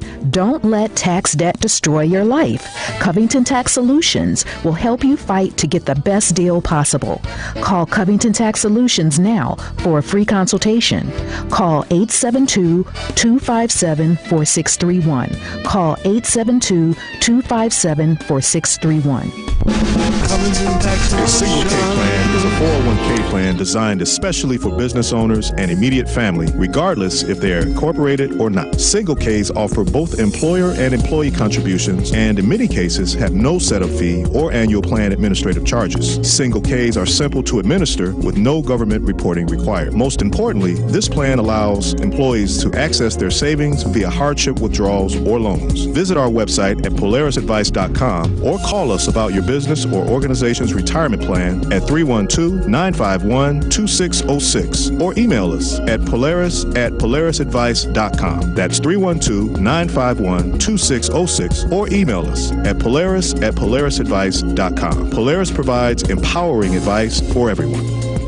Securities offered through Lion Street Financial LLC, member FINRA, and SIPC. Investment advisor services offered through Lion Street Advisors LLC, registered investment advisors. Polaris Wealth Management and Lion Street Financial are not affiliated. Now wait a minute.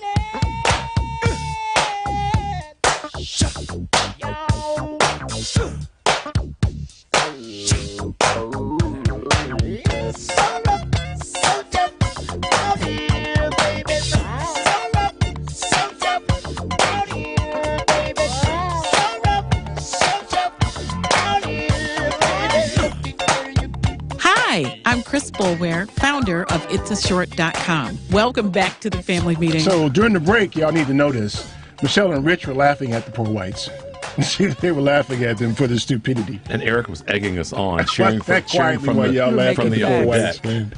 We were preaching. We were asking questions about why, and we ain't gonna take y'all there. 'Cause They were laughing at y'all because y'all burn up your little treasure trying to build separate water fountains and bathrooms. Yeah, wouldn't it have just been easier to, rather than spend that money on another bathroom or another water fountain, to take that money, if you're such smart business people, and invest it in the business? More signs on the road, more inventory, better chairs, better seats.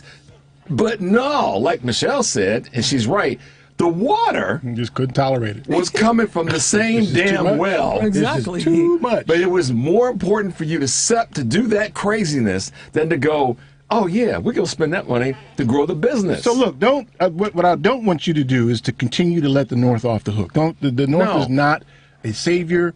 In all the history books you can read about what the North did and participated. One category of people that Du Bois describes in the book are carpetbaggers, people from the North who saw an opportunity to make some money in the South, and part of their plan was to keep black people subjugated at some level in the South so that they could continue to make money. They could make major investments in plantations and other things and make money. This was about money. It's always about money. Some of the biggest riots took place in northern or so-called progressive western some of the cities. most segregated cities in the country were in the north. Yep. And they endorsed that wholeheartedly. Let's get Marcus in here and see what's on his mind. Shan't we? Yes, Marcus, we shan't. what's new, man? Hey, how you guys doing? Happy holidays, man. Always a wonderful conversation you all have. I want to make 3 quick points, and the last one you might cut me off. Just don't cuss, man. Just don't cuss, man, all right? I'm not going to cuss. Okay. But the first one I want to make is this. With these Trump supporters that thought he was the best of all, get a little barbecue sauce and put on it. That crow will taste a little bit better. They still believe it, though, Marcus. You realize that? Yeah, but there's some that don't believe it, and they don't want to believe it, and they just want to walk away from it. Put some barbecue sauce on it. All right. Tastes better. Yeah, it does. that crow Barbecue will. sauce make everything better. I agree. That's true. Hot sauce and barbecue Yeah. sauce. Number 2. The DNA of this country is built on racism. Said, I can't make it any plainer than that. Yep. And the last thing that I'm going to say that might not let me get back on is this. White people are the most diabolical people that have ever been on this earth. All you have to do is look at the historical.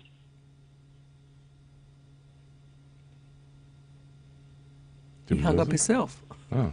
Or did Eric? Yeah. Yep. I'm going to let history answer that for us, man. Yeah. And you're always welcome here, Marcus. You still there, man? Yeah. Okay. I think. Oh, he's there. I didn't do that. Okay. I didn't do that. I did it. My bad, Marcus. Hey, man, happy holidays, bro. Thanks, Marcus, for calling in, bro. Yeah. Let history will answer. Yeah. Or can show. Well, history is it. Not will. History does. It is It does. answering it. Well, I think about this sometimes. I say to myself, is there any other race as a black person that, as we are in this room, black people, that we hate so much that we would put through what we've been through? If you think about it on that level, like, what do they really think in their brains that they put us through this type stuff? What was it that about us that was so bad for them to be able to really be diabolically, like Marcus said, just horrible? There's nobody on this earth that I hate that much that I would do that to. Not an individual one person. or a group of people No. or a small segment of a group. I got a couple. Nothing. I got a couple, maybe. But I wouldn't put people through. I just don't know that we're that kind of people. We won't. generally, no. But I got a We couple don't. people that I probably would. No, Eric, stop. I could probably name them too. I could. a whole group of people, though? A whole group of people. I mean, it depends on maybe. Well, listen. There'd have to be some. There'd have to be some Lord stuff have that mercy. they And did. I heard you saying earlier that he's not phony. He's not. How about Hitler and his crew? Right. Let's talk about the U.S. and the soil that we live on. There's just groups of people who Let's just talk about the people that are here. But we would do it. I would do it based on their deeds. Right. Not their skin color. Right. Okay, Correct. I got it. Yes. Okay, I can accept that. Yes, yes, absolutely. And some of them happen to be here in the United States because they were the ones that furthered the testing that Hitler then built his protocol off of. Y'all know that, right? Yeah, I mean, you can read about that in Isabel Wilkerson's book, Caste. But let me make sure that I focus us on I think one of the points I wanted to make is suppressed history, the significant effort to suppress history. It's why you can't really find a comprehensive narrative about the existence of the Freedmen's Bureau. Yep. It's why when you see the movie Emancipation, have you seen it yet? Emancipation? No, I haven't. When you see that movie Emancipation and you see how Will Smith's character is put upon in that movie. Yeah. Now it's fictional, but there's some truth there's bits of truth in how he's treated in that movie. Not to mention the picture off of which the movie's made of the gentleman where his back is ripped to shreds because it was brutal. they want to suppress that history. They don't want to talk about that because it was so incredibly horrible. And like you said, if you begin to talk about it, then you end up having to discuss, that was wrong. What are you going to do about it? We need to do something about that. That's right.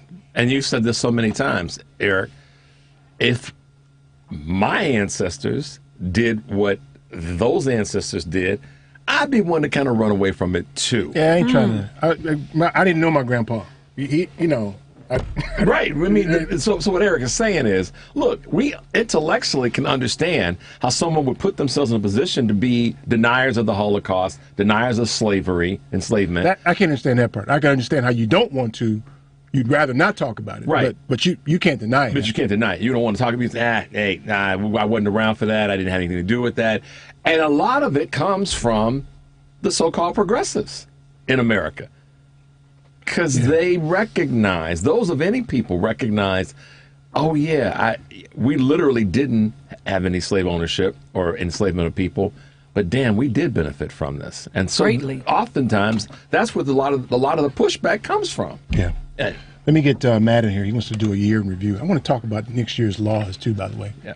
Matt, what's up, man? How you been? 45,000 people. 45,000 people spent $100 to buy some paper trading cards of a big old dummy. That's right. Now, look, Eric and Richard know that I collect toys. Like I've collected Power Rangers. I've collected Batman. My favorite team is the X-Men. I have bought robots that cost about $100. What I have not done is buy a trading card pack for $100. When I played Pokemon, I would not spend $100 on a pack of Pokemon cards. These people are stupid. You are stupid. If you are listening to this show and you spend $100 and you're part of those 45,000 people, you're stupid. Now, sir, I'm not going to lie to you. I missed like 99% of what that previous fellow talked about. I got on right at the end. But, sir, I will tell you one thing. I am not diabolical. I am crazy, but I am not diabolical. I have lost my mind numerous times, and Eric is more than willing to say that. But I am not diabolical. Well, my cat is diabolical. My cat is trying to kill me, I swear. Now, folks, it is the end of the year.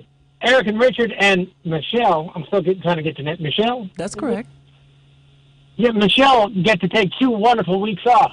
And knowing how this works, when Stephanie and Richard and everybody take 2 weeks off, everything goes to hell. So, I want you to be prepared for some crazy thing to happen. I don't know if he's going to announce his running mate. I don't know if he's going to announce Pogs. His face will now be on Pogs. Does anybody remember Pogs besides me? I remember Pogs. They were little plastic discs that did nothing. And knowing him, he'll charge $100,000 for a pack of Pogs. But as I wrap up this wonderful little diatribe, I wish you all a very happy Christmas, Merry Christmas, Kwanzaa. I don't know when that is. I'm just throwing it in there just in case. Happy Hanukkah. Happy New Year. You all deserve a break. And for one last time this year, Richard, you bad. Michelle, I worry for you because you have no idea what you've gotten yourself into yet. Eric, go choke someone. Tommy, throw a brick. And Tressa, if you listen to this, I need you to do me a favor because I want to be straight tripping, boo. I really do. But if you don't get back here from Mississippi, we done. Goodbye. He's breaking up with Tressa. Over the radio.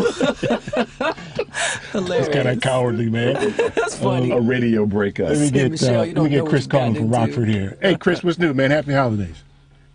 Hey, good to talk to you guys again. Likewise. Hey, sorry, I got to switch off to the regular. All right, can you hear me better now? Oh, yeah. What's going on, man? All right, so I had a couple comments I want to add. First of all, there's just some sort of people you can't save. There's nothing we can do. Their mindset, there's nothing you can do. As we say in the business, you can't fix stupid. Ain't no medicine for that. Right. Unfortunately, no matter what we do, no matter how much information we give them, they don't want to hear it. That's just their own personal biases. There's no way we can fix that.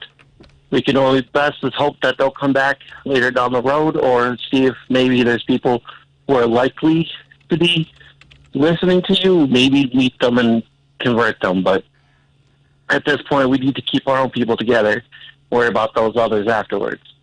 Yeah, good point. So that's point number one. Point number two, I do not agree with you guys when you say that it's all white people. I believe if the tables had been different, say it was, Australia and whatnot, skin tone is irrelevant. Melanin count does not matter. It's just the human nature to want to be able to profit off of each other. It's a very sad and unfortunate thing. So, though I understand your point, I just don't think it's right to say all white people are crazy. Or not so much to say that, but to imply that it's based off of that. I didn't say all white people. I said the poor whites. No. At some point, somebody had said white people are diabolical or blah, blah, blah, blah, That was blah. one of our That was one of the callers. Yeah.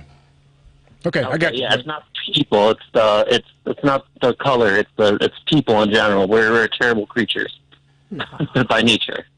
Okay. By nature, there's some of us, like all of us that actually listen and do our job and what we're supposed to do. We're good people. We do the right thing, but there's just some people we can't account for. Like we said, we can't fix stupid, right? Mm-hmm. There was something else, but I forgot what it was. You're getting old, man. What's up, Chris? No, I tried to drop it. I sent you guys a tweet with a quote from LBJ about, if you convince the poorest man that there's something, I can't remember what it is off that. I sent you guys in the tweet, though. Yeah. I wanted to add that to the conversation as well, but I'd have to look it back up. But that's how the rich convince the poor whites to put up on black people. Right. Yep. And that's how you get people like Fox News who just push that day after day out and get them to believe everything that they, the sun's not, yellow, it's actually purple or something. The sky's not blue, it's green. And these people will believe it because they're being told it on a daily basis. It's all day, every day. At the highest levels. All day, every day. I agree, man. That's a good point, Chris. Hey, Chris, man, you enjoy your holiday, man. Eat too much and sleep a lot, okay? That's right.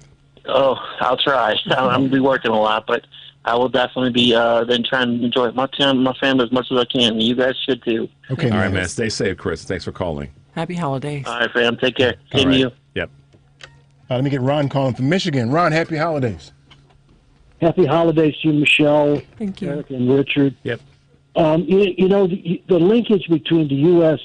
White supremacist policy going back to the Civil War and after the Civil War, where the North won, but the South regained power, and I contend to this day through white supremacy, control of the courts, and the power structure, that white supremacy still rules in this country. And it spread into Nazi Germany, and they used many of the same policies. And then after the war, we took in the Nazi scientists. Mm-hmm. In fact, I'm reading a great book right now, The Hidden Nazi, probably one of the worst Nazis. The one who, an SS officer who designed the concentration camps, the gas chambers, the slave labor. He built the rockets that almost won the war for the Nazis. But it's close. 1944, these Nazis were already negotiating with General Electric to turn over all their while they were killing Americans for a whole another year. Okay, these Nazi scientists, they were negotiating with General Electric and our government to turn over everything after they lost the war, which they did do. And it was incorporated into our rocket program, just like our intelligence service was incorporated with General Gellin after where he surrendered all his Nazi information on Russia and Eastern Europe to our OSS, which incorporated into the sea, which was our policy from the Cold War. And to this day, I contend, it's the North won the war, but the South continues, and we won against the Nazis, but. And here's the other thing, the people who wanted the coup d'etat, FDR, were the same people who worked against us getting into World War II against the Nazis. But they were the ones who were for the most part, built the OSS CIA, and their foreign policy were anti-American, right-wing racism. You got to pour that racism into everything. Like during World War, we had to fight racism within our own country to fight the Nazis and the Japanese. And to this day, that fight continues. But it does. Oh man, it's frustrating, man. But if you get out there and you make a difference, like run for office, you can change that. Yep. Yep. Can't be silent. Hey, man, enjoy your holidays, man. Eat too much and sleep a whole bunch, okay? That's right, Ron. Good to hear from you, man. Take care. See you next year. Okay. All right.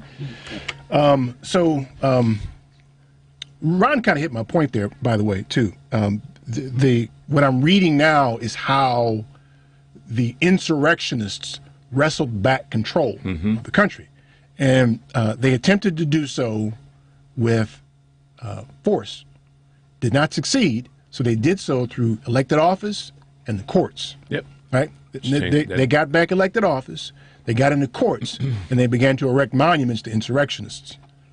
Yep. To keep that kept the monument kept the idea going. Right. And so what we're looking at is full circle here. That's what they're doing right now. They're getting elected office. They had that imbecile put a bunch of people in the courts to rule in their favor. Yep. And that's how they wrestle back power. All because y'all were too damn pretty and privileged to vote for Hillary Clinton. Well, what's the answer? You got to run for office, man. Yeah. You got to run for office. Michelle, you got to run for office. Rich is the next mayor of Chicago. Hey. And you are who? Devin. And who are you? You need to stay a slave, man. You can't run for you're office, the next man. president of the country. How about that? No, you don't want that. I'm fist we fight, want it. Man. We want it. Michelle. I'll be in a fist fight. You're talking about President Obama. You weren't afraid of that. You wouldn't have to They'd be really afraid of this. You wouldn't have to raise your hand because you would just turn to your vice president. It would be amazing. Which would be me. It would be amazing. Yeah, whatever, man. I appreciate your confidence in that. But no, that's not going to happen. Got mad confidence. I'm a kingmaker, not a king. How about that? There we go. All right, y'all. Tommy's next. Stay tuned for more of the Family Meeting.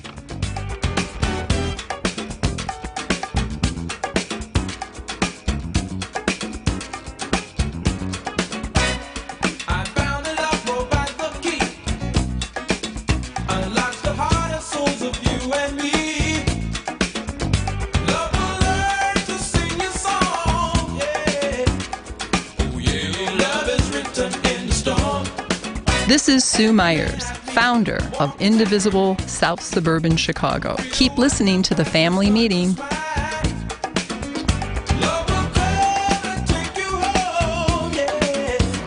A 2016 study estimated that 13.1 million Americans were victims of identity theft last year. Fight back against your identity being stolen by signing up for Identity Guard. Identity Guard monitors your credit and identity information with alerts that can help you respond quickly if certain changes indicating fraudulent activity are detected, as well as help protect your computer from viruses, keylogging, and other serious threats. Plus, with Identity Guard's dynamic credit management resources and tools, you will have helpful information as you make better financial and credit decisions. Identity Guard includes $1 million identity theft insurance and lost wallet protection, and more if you ever do become a victim. Protect your ID for as little as $6 per month. Yes, that's only $6 per month by visiting lookaftermyid.com. That's lookaftermyid.com to securely sign up for Identity Guard today. Hey, Family Meeting cousins. As you know, we created a Patreon family meeting subscription and membership page to include you great listeners in our effort and give you a chance to very economically promote your business, organization, or local event. You can contribute as little as $5 per month to get your message out and support the Family Meeting as a viable voice. We know you appreciate our permanent interest dialogue, get up and dance playlist, and our great guests who stop by. So become a cousin and go to our website, thefamilymeeting.com, and click on the link.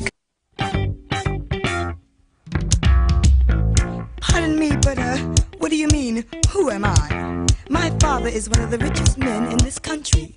He is a member of Who's Who. I wear Gucci, Pucci, and Fiorucci, just for fun, that is. I have played at Xenon and beyond. I have a townhouse and a chalet next to the Earl. Oh, you know, Earl the Pearl Monroe? Yes. Well, I have a Mercedes just like his. I think it's beige and brown, or was it the other one? The one that we take into town. Listen, pretty lady, I can't take much more of this. We've been talking for an hour. I'm so dizzy, I can't think. It seems the only. Hi, I'm Aiden Taylor of A.L. Taylor and Associates. Welcome back to the Family Meeting. Hey, y'all. Don't be so cool. I really enjoy that song, man. I wear Poochie and Fiorucci. Just for fun, that is. That's some good old cameo there, boy. Let me tell you what I'm going to do during my break. What? I'm going to turn the music up real loud somewhere. Yeah. I'm going to be funking it out. Y'all ain't ready for this. If you hear thumping, that's your boy. Yep. It's going to be some Parliament, Funkadelic, Cameo, Brass Construction, Barcades. Eric's going to cause continental plate shifts. Oh, they're going to be banging on the wall. Hey, man, turn that down. And they're going to be 5 blocks down. Yeah. Yo, Mr. Grant. Two Mr. states Grant. over. You see, you watch these young boys ride around in their cars and they got the music so loud the windows are shaking. Yeah. That's going to be your boy. Yeah, I know. Yeah. Everywhere I go, it's going to be funk. That's right. Got to be that way. That's my vacation. Funkalicious. That's right, man. Yeah, man, y'all ain't ready for that kind of funk, man. That's right. Hey, listen, I want to make sure I say one thing before we get time in here. One is, there's a lot of rules. At the end of the year, there's always some new rules or laws that kick in. The most important, I think, in Illinois is the Safety Act. Yep. This changes the bail system, Yes. the cash bail system in a meaningful way. You got people on the right who would prefer to have people who are accused of but not convicted of a crime to stay in jail. That is not how your Constitution works. Right. It's for those who want to say we're better than this. So then That ain't how your Constitution works. Be better than this in a real meaningful way. If you're accused of and you're not convicted of a crime, you should not have to stay in jail because you ain't got money. Especially when someone who does have money that might actually be guilty gets out and is walking around. Ain't nobody complaining about the people who may have actually committed the crime but have money can get out. Yeah, it doesn't make any sense. None. Yeah. It's bananas, as Eric would say. Bananas. So let's see what's on Tom's mind, shan't we? Yes, we shall. Tom, what's new, baby? Well, first of all, let me just say this like this. What do the lonely do at Christmas? The same thing they've been doing all year long. What do uninformed and ignorant people do? The same thing they've been doing all year long. Why do you think Marjorie Taylor Greene can come out of her mouth and say something as crazy as if she had planned January 6th, it would have succeeded? And this is a person sitting in your Congress. They have snatched everything away from the holidays. It used to be a wonderful thing that you couldn't have a lot of money to go shopping, but one of the things you could do is you could put the lights up in your window. You could put you could just show the spirit. Anybody paying attention to how dark it is around here lately? Keep listening to the family meeting. You want to know why I'm cutting it short? Because how dumb can you be? Goodbye. It's right on, though. That's Tom. Short and sweet to the point. Happy holidays, my man Tom. That's our weekly contribution to your community safety, because if he don't get it out here, he's busting windows in your neighborhood. So I read an article this week about the new rules and laws that are kicking in on January 1st in Illinois. You should read up on them. I posted them on our Facebook. I don't know if I got it on Twitter, and I have no idea how TikTok works. But there's a law about streamlining ID of missing persons that came up. There's time off for women who have miscarriages. This food preparation rules that are changing. You should check out the new rules. I don't think that most of us are affected by them. Largely, if you're not having something tragic occur to you, but it's important. It is, and also though, I mean, I'm not saying I disagree with Eric, but I want to further that we are impacted or affected by it, for if no other reasons, the 6 degrees of separation that impacts us all. We know someone who is, or someone who knows someone that is, oh yeah, for sure. And because of that, that's where we as a society, I think, can always do better. And I'll cite this example. I didn't realize the statistic behind the 1 million+ people that died during the height of the pandemic, and even since then, that it goes 9 people deep. So, you know what I mean? Mostly right-wingers too, by the way. But to that extent, so these new laws impact us, and I think that what I want to add to what Eric just put out there is, take some time to do some more research, people. I mean, credible sources. But see, they think they're doing research. But just listening to another idiot.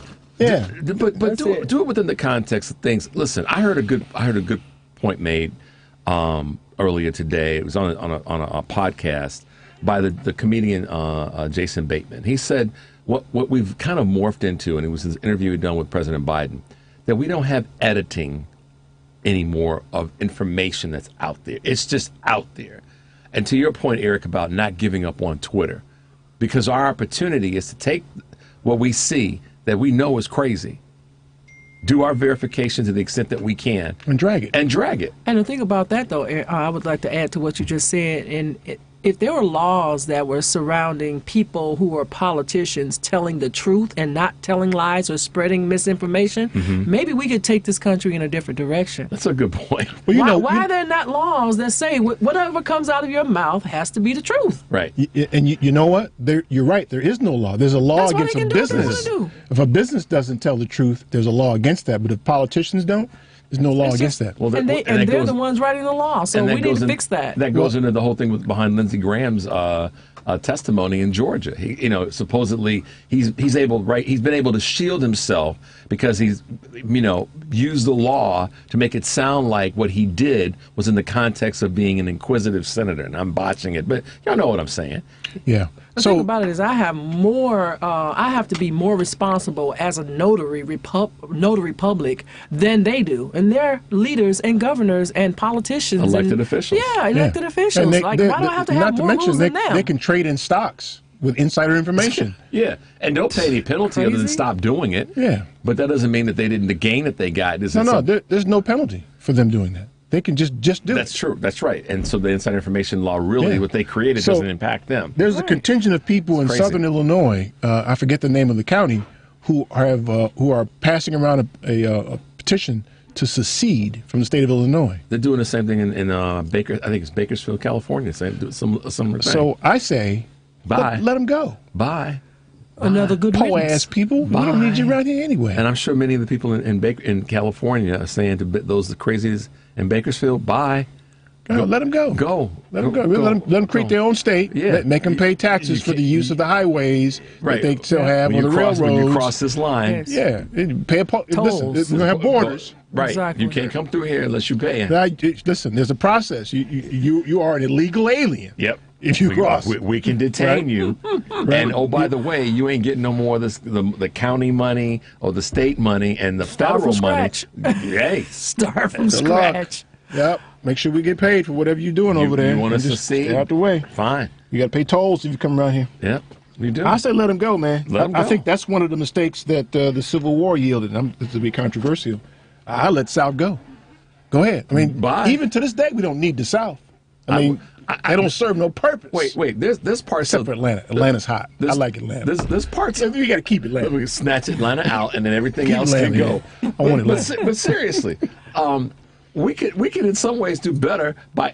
This is gonna sound awful. Importing. I thought you were gonna say imploding. No, importing the good of the country of Mexico as a replacement for some of these janky. Yeah, we'll trade Mexico for y'all. We'll trade Mexico for y'all. We don't need y'all no more. We get to keep Atlanta. I saw that there was a move to give Puerto Rico statehood as well, but they skipped over Washington. I know. I mean, if you're going to do it for both of them. It's right. Yeah. How do you, that part? I was like, wait a minute. How do you do that? It's right down the street. Yeah. That's right. You in D.C. You can't make D.C. a state, but you're going to make Puerto Rico a state. You're within the four walls of D.C. Yeah, that was kind of like who was. Why didn't you consider yourself? Right. Yeah. So that needs to happen as well. Without a doubt. Yeah. Way past due. That's way past due. Yeah. And I was watching Fareed this morning, and of course, China and Russia are doing a fantastic job with their investments on the continent of Africa. Mm-hmm. I hate when people refer to Africa as Africa as a country. Like I'm from North America. We don't do that. We talk about the country we're from. But anyway, they're working with several countries in Africa. China and Russia are. I just encourage African countries to be careful when you're dealing with it. Because you realize the history there. And it's funny you brought this up. The two most devastated and depleted continents that have countries within them on the planet, you know what they are, right? Africa and India. Their resources have been extracted for centuries out and gone to build up other parts of the world. namely Europe. And the trash gets delivered back to them. And the trash, right. Exactly. Nobody talks about that because, we can't talk about that. Oh, yeah, because it's a bad deed. You don't want to talk They about don't talk about bad deeds. And all that stuff. You know? So, yeah, it's interesting. I saw so, that too. Michelle, what you got planned for the holidays? Got to hang out with the in-laws, do some white elephant gift sharing, and then maybe I'll cook. As I will cook some food. Pies? Yeah, and I'm going to make sure that you get some. How That's about a that? great answer. I'm upset. No, you live too far away, Richard. You were looking at Eric when you because said that. He lives by me. You don't. Oh, you don't have any tinfoil and too bad she said. Too bad she said. To bring it on. All right, I'll tell you what. If I make pies, I'll make sure I bring one. You say one. if you make pies? Yeah, if. You're more creative than that. What's with the if stuff? What's that about? Because I gotta feel like it. I gotta feel like it. I have to feel like it. But what makes you feel like it? Yeah, that's unknown right now. It's a moment feeling. Yeah, it has to happen. happen. Hold on a second, Michelle. Hold on, man. Come on, Eric. Hold on, man. It has. I have to feel like it. Hold on, man. I don't cook all the time. Hold on, man. Especially pies. No, Michelle. I just told Tom the other day. He said one time I made him a cake, and he was like, "I thought you told me you couldn't bake." I said, never told you I couldn't bake. I just told you I didn't like to." He was like, "Man, this cake is so good." See? And cake? he's What still kind of talking cake? about that. What kind I of made cake? a double chocolate cake or something, and it was just a. Why you get vague about the cake now? What kind of cake was it, Michelle? It was a chocolate cake. I can't remember. It was a while ago. And he used to look at me. Let's get one of those too. He looked at me and said, "I thought you told me you couldn't bake." I said, "I never told you that." When should I pick it up, Michelle? Michelle, I'm in your corner, girl. I know it's got to be a feeling. It's got to be a feeling. I got you. But Wait a second. Damn that, man. Damn that. When is the pie going to be made, man? Eric. You know Eric. You should have passed on. You should have passed on the pie. You should have said, "I'm gonna cook a rump roast. I'm gonna make some vegetables." Don't talk about me like I ain't sitting here. I can't hear you. I can hear both of y'all talking. Pie. When should I pick it up, Michelle? Eric. Okay, I'll make some pie. Okay, you'll get one. When should I pick it up? Michelle? Hello? The day after Christmas. I'll make sure you get it the day after Christmas. Day after Christmas? Yeah. As long as I get This is it, going to be man. something you could eat in the office. What about the chocolate cake? Oh, that's it. You can't get both. Why not? Because I said so. You ain't that grown. You ain't that grown. Oh, please. You ain't that grown now. Please. You tell me what I can't have. You can't have both. You get one or the other. You ain't that grown, man. Tell me what I can't have. I'm a grown man. Please. Eric, can so you like one pie New Year's, after the New day Year's after Eve, I Christmas? can get the cake then, you think? No. I'm not baking no cake. Eric, can you Why not? It's one or the other. We're going to talk about that. We're going to end up in a wrestling pull out match my in a boxing minute. gloves in a minute. No, I'm going to pull out my boxing She's gonna bring gloves. some cream pie to hit you in the face with. Pow! Shaving cream. Right. Then I'm going to take out a razor and clean up his chin. Yeah, right. In a wrestling match, man. I'm trying to tell you, man. Gosh, too funny. What you got planned, man? Going to see some family. Ann and I are going to hang out, just take it easy. You know, we'll be back in the mix next Monday, so just take a few days this week and nothing crazy. All right. Yeah. We did all of our whatever for Thanksgiving and even prior to this last 3 weeks. We were looking at all the cooking that we did and all the rearranging of our house that we did. Yeah. We're done. Now it's just let's get on a plane, go see some family, come back, be safe. That's a good way. I wish I could do that, man, because I got the opposite happening. My children are invading the house to trash it and then leave. They're going to just walk out the door, leave the door open and stuff in the Yeah, bed's unmade and shoes and drawers everywhere. Oh, no. Shoes and drawers. And everywhere, man. Michelle, we got a person on YouTube that said today is their birthday. They want a cake too. Oh, really? You run a little cake business. Michelle's Cakes. That's what we got to do. It's actually I'll Meckles. give you guys We a keep secret. That's what I'll give you. I ain't give you no cake. I'll tell you what to do. No. Hell Hell no. That ain't the same thing. Oh, yeah, I'll give you instructions. I'm You okay can in do the it. baking category. I'm all right there. I'm not a baker. I don't want to have to clean up. I'll clean up. I just don't like to bake. I'm not into Well, it. you're going to have like to get that. over that then. Uh-oh. You're just going to have to get over that. You're going to have to shake it off. When you get this Man up. buttery, sweet potato pie, it's going to be so good. I'm counting on it, You're going to man. be fighting folks to get back. I'm counting on it, man. Trip them. Let them fall in. Hey, man, so this is the last broadcast of this year, 2022. Yep. I want to thank you all for hanging out with us this year. Yep. We won't be back until January the 22nd, I think it is. That's it. Because that's what I want to do. That's what we're going to do. They didn't like it at the station. I'm like, whatever. Don't matter. That's what we're going to do. That's it. Peace. But we will ask y'all to watch our YouTubes and check out our previous broadcasts. Yeah, and the conversation will continue on social media while we're gone here, so watch that too. Yes, it That's will. all the time we have. I want to thank you for yours. Have a happy holiday, Christmas and New Year's and Hanukkah and all that stuff. We'll be back next year. Peace. But you should see her when she wake up. Never could we break up. Shop till you The preceding program, The Family Meeting, is sponsored by